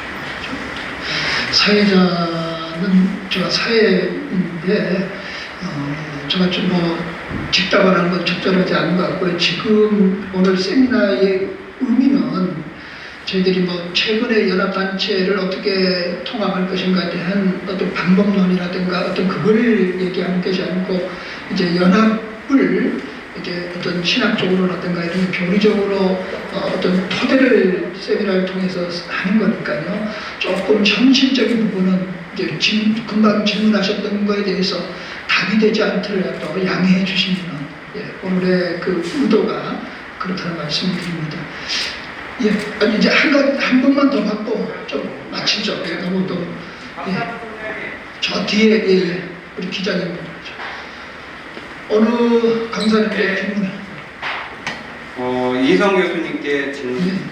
내가 아무를 봐도 제가 변창배 목사님은 현장에 계셨다 보니까 기자들하고 우리하고 이제 있으니까 질문할 것은 개인적으로 하실 것 같습니다. 해주시겠습니다. 오늘 주제가 한장총 세미나하고 장로교에 대한 부분들을 얘기를 하셨습니다. 그래서 저는 기독인뉴스의 김성수 편집국장이고요. 교수님께 한 두세 가지만 여쭙겠습니다. 한국교회에서 제일 교단 분열이 심한 거는 장로교고요. 장로교 중 안에서도 한장총의 역할은 그 과거에 장로교들의 한교단 다체제, 변창배 목사님이 말씀하셨던 한교단 다체제를 하기 위해서 많은 노력을 해왔는데 그것이 지금 한 4, 5년 전부터는 그냥 무색하게 됐고 도리어 지금 이제 한장총 내에서도 장로교단들을 더 많이 갖겠다 이렇게 얘기를 하고 특히 합동측 목사님들이 교회를 세습하기 위해서 뛰어나가서 교단을 만들고 이런 경우가 많이 있습니다. 비일비재한데 지금 오늘 발제하신 부분 중에서 한국 장로교회가 연합운동을 하기 위해서 연합기관으로서 거듭나기 위해서 여러 가지 얘기를 하셨는데 이제 정작 이제 필요한 한장총이 앞으로 연합기관으로서 나가는 부분에서 이제 신조와 그 다음에 신앙 고백이나 삼위일체나 모든 부분은 다 똑같지만 지금 한교단 다체제를 하겠다는 결의를 하고서 그것이 사라진 지가 불과 6, 7년이 안 됐습니다. 이제는 한교단 다체제라는 얘기 자체도 한장총 내에서는 사라져 있고 이제 장로교회의 연합체로서의 모습으로서 나아가는 부분이 있는데 그런 부분에 대해서 신학자로서 왜냐하면 한장총의 연합운동이든 연합기관으로서 거듭날 수 있는 부분을 한교단 다체제를 왜 수용하려다가 결국은 안 되게 됐는지 그거는 어떻게 보고 계신 건지 장로교회가 한교단 다체제로는 한장총이 결국은 못 가게 돼야 되는지 교수님의 생각을 좀 듣고 싶습니다. 네, 한교단 다체제. 저도 이 부분에 대해서는 이렇게 많이 그 개념이 과거 연합운동 한 5, 6년 전에 나왔던 것으로 알고 있는데 그 부분에 좀 더 깊이 있게 공부는 못했습니다. 한교단 다체제의 명확한 데피니션이 무엇인지 아마 이 부분은 변창배 목사님이 좀 더 설명을 잘해줄 수 있다고 생각이 하는데요. 우리 목사님 한번 잠시 거기에 대해서 좀 말씀해 주시고 그 다음에 제가 거기에 대한 신학적인 것들을 말씀하면 좋을 것 같습니다. 우리 변 목사님 먼저 말씀해 주시고 저는 거기에 빼고가면서 신학적 원리에 대해서 소개하는 것이 좀 더 이 답변을 듣는 여러분들에게 유익이 될 거라고 생각합니다. 변 목사님 나오셔서 먼저.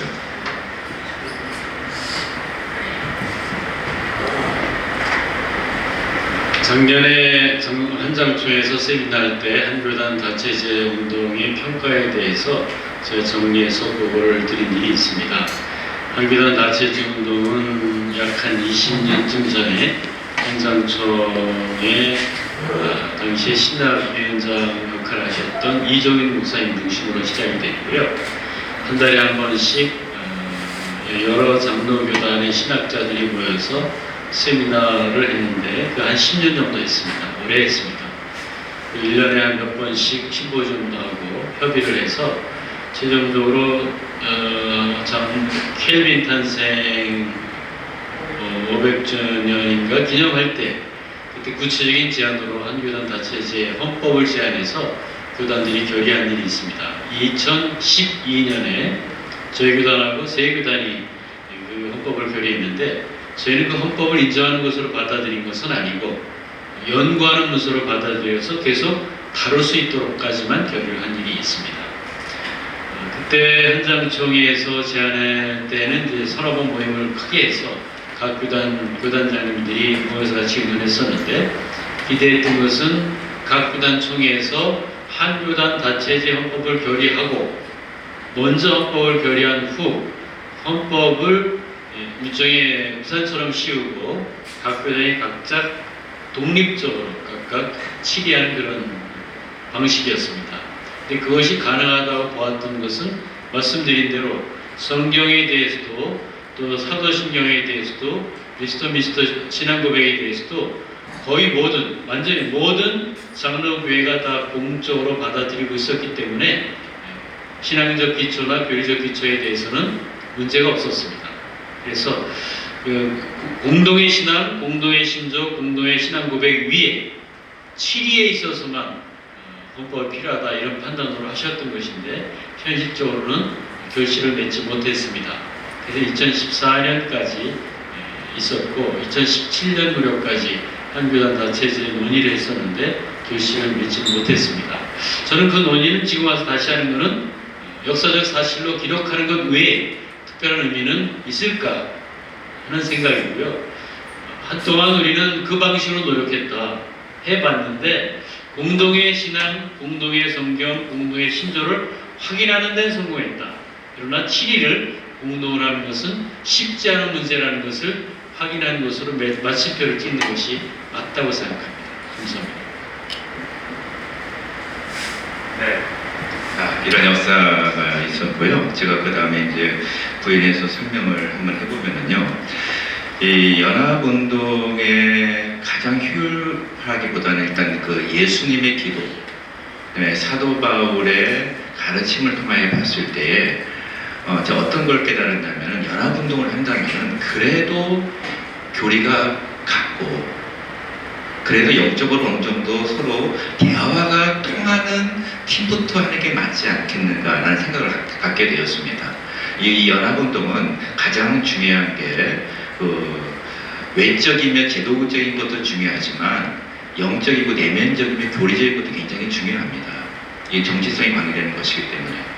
그래서 우리 교회에서 저는 이 한국 교회가 초창기부터 있었던 장로교회가 이 부분에 대해서 다시금 솔선수범해서 하면은 제일 좋겠다라고 하는 마음을 가지고 있습니다. 왜냐하면 우리가 동일한 신조와 동일한 역사적 전통과 그러한 가르침들을 공유하기 때문에 그렇습니다. 그런데 여기에 부족한 면이 있습니다. 다 담지 못하는 부분이 있습니다. 이 생각을 해보면 뭘 담지 못하냐면은 물론 장로교가 중심이 된다는 건 좋습니다. 그러나 그건 솔선수범이고 모태이지만은 그 위에 연합을 위해서 수많은 단체들이 있습니다. 예를 들어서 기독교 법조인 단체, 교육인 단체, 또 미디어 단체, 이분 진정한 한국교 연합을 위해서는 이 틈 사이에 있는 단체들까지도 아우를 수 있어야 된다라고 생각을 합니다. 그래야 진정한 연합의 빛을 발할 수 있지 않을까라고 하는 생각이 됩니다. 그래서 저는 이 부분까지 있으면 좋겠고 그러나 이 모든 면에 있어서 솔선수범하고 주축이 되기 위해서는 그래도 우리 장로교가 솔선수범하고 같이 대화가 되고 신앙적인 어느 정도 일치감이 있기 때문에 그리고 한국교회 전통도 그렇고 그렇게 하면서 나아가되 그러나 거기에 교단에 속하지 않은 여러 기독교 단체들까지도 같이 엮어낼 수 있는 큰 틀에 무언가가 있으면 더 좋지 않을까라고 하는 생각을 가지게 됩니다. 네, 이상입니다.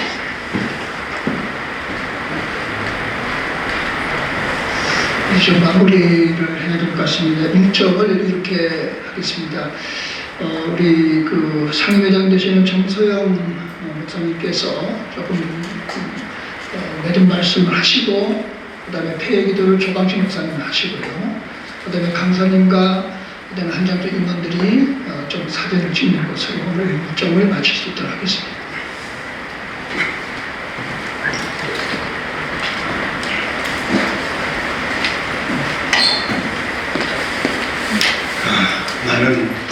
가져주시고 끝까지 자리를 지켜주신 여러분들에게 감사를 드립니다. 제가 겨울이 되면 목이 좀 안 좋아서 복장을 이렇게 하고 나오신 것을 양해를 해주시고 저는 한기총, 한교연, 또 한교총 만들어질 때 그 주변에 계속 있어 왔습니다. 어떻게 만들어지고 어떤 과정을 거치고 어떻게 운영되는지 잘 알고 있습니다. 특히 한교연에서 대표회장을 역임했고 또 세계총에서도 대표회장을 역임했고 한장총은 10년 전에 대표회장 단독으로 출마했다가 그 당시 WCC 문제 때문에 우리 보수교단 장로교회들끼리 모여야 된다고 합동측하고 그래서 합동측 인문회의를 거치고 보수교단 연합체를 만든다고 해서 제가 총회하는 날 문 앞에까지 가서 후보 사진을 하고 돌아선 그런 기억도 있습니다. 그래서 저는 한국교회가 보수교단 연합단체 그리고 진보교단 연합단체 두 개 정도는 확실히 있어야 된다고 생각을 합니다. 그래서 서로 이렇게 잘 경계를 하면서 이렇게 성장해 가야 된다 이런 생각을 하고 있는데 제가 지금 여러 이 단체 만들어지는 것을 보고 그리고 운영하는 것을 보고 굉장히 실망을 하는 사람 가운데 한 사람인데요. 한기총에서 한교연 만들어지고 한교연에서 한교총 만들어지는 이 과정이 정말 꼭 필요해서 만들어진 것이 아니고 교단과 아까 우리 변창규 목사님이 말씀했듯이 교단 이기주의가 작동한 것이다 생각을 합니다. 교단 이기주의 그리고 무슨 멤버 사람의 문제입니다. 한국교회가 제자리를 찾기 위해서 아까 우리 교수님이 말씀하신 대로 우리 선교단체의 목적이 선교하는 우리 연합단체의 목적이 선교라는 그런 데 개념이 없으면 의미가 없다 말씀했는데 절대적으로 동감하고요. 종교개혁자들도 뭐 그런 주장을 많이 했습니다. 선교단체의 필요성을 느끼고 있는데요. 이 선교단체를 운영하는 멤버들이 문제가 있는 거죠. 그래서 한국교회는 교단 이기주의가 그리고 한국교회를 이끌어갈 사람의 문제다. 그렇게 생각하기 때문에 굉장히 복잡해지는 겁니다. 하시라도 없어지고 또 새롭게 만들어지고 할 그런 원인이 늘 안에 같이 존재하고 있는 것이 한국교회 연합사업 안에 있는 제일 큰 문제라고 생각을 합니다. 지금 저는 한국교회가 굉장히 내리막길을 내려가고 있는 이런 상황이라고 생각을 합니다. 다시 말하면 그냥 자전거를 타고 내리막길을 내려가는데 브레이크가 고장이 나 있는 상태예요. 어느 누구라도 이 브레이크를 좀 밟아줘야 되는데 이 브레이크를 밟아줄 그런 사람이 없는 거예요. 저도 그렇고 여러분들도 뭐 그런 생각하고 계신 분들이 있을지 모르지만은 우리가 딱 드러내놓고 지금 한국교회에서 한국의 모든 사람들로부터 정말 진정으로 존경받는 목사님이 계시냐 이런 질문을 하면요 그런 목사님들이 얼른 떠오르지 않습니다. 그런 과제를 안고 오늘날 한국 연합단체들이 운영되고 있는데 그 안에 있는 문제들이 다 사람의 문제입니다. 우리가 목적도 좋고 또 해야 할 당위성도 있지만은 구성 멤버들과 그 조직을 운영해가는 사람들의 문제 때문에 날 이렇게 고민하고 고심하고 또 분리되고 이런 것을 계속 겪어가면서 사는 거예요. 그래서 저는 이 문제, 사람의 문제, 그 다음에 교단 이기주의 문제가 해결되지 않으면 한국교회 연합사업은 계속적으로 이런 일을 되풀이하면서 계속 힘든 과정을 아마 거치게 될 것이다. 이렇게 생각을 합니다. 이런 과정에 관해서 우리 한국교회 많은 분들이 좀 생각하고 염려하고 그래서 한국교회가 우리 연합단체가 대정부, 대사회를 향해서 어떤 굉장한 어떤 역할을 할 수 있는 그런 시대가, 그런 시기가 빨리 왔으면 생각하는 사람 중에 한 사람입니다. 오늘 우리 두 분 한장충에 시간 좀 내서 와서 이렇게 말씀해 주신 굉장히 고맙게 생각하고요. 저희들도 오늘 두 분 하시는 말씀을 잘 받았습니다. 우리 한장충 모든 멤버들이 두 분의 말씀도 잘 받고 또 많은 생각을 하고 한국 교회가 하나가 되는 그 길에 여러분들이 많이 도움이 됐으면 생각합니다. 우리 한장총 멤버들이 한기총회도 있고 한교연회도 있고 한교총회도 있고 다 계시잖아요. 그래서 아마 연합단체에서 중추적인 역할을 아마 할 수 있을 것이다 생각을 합니다. 두 분 고맙고요. 끝까지 잘 자리 지켜주신 여러분들께 감사드립니다. 감사합니다.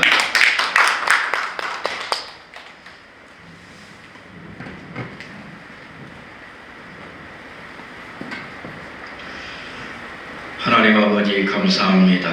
2022년 한장총 세미나를 은혜 중에 마칠 수 있도록 도우시고 인도해 주시니 감사합니다. 한국교회 연합운동에 대한 과제를 안고 갑니다. 이제는 존중과 배려를 통해서 하나 되는 길들을 함께 열게 하여 주시고 정치적인 수단이 아니라 성경적 본질에 충실한 성경적 가치관에 근거한 우리의 하나님을 고백할 수 있는 아름다운 삶이 우리에게 있게 하여 주옵소서. 돌아가는 발걸음 평안히 지켜주시고 한국교회를 사랑해 주옵소서. 예수님의 이름으로 기도하옵나이다. 아멘.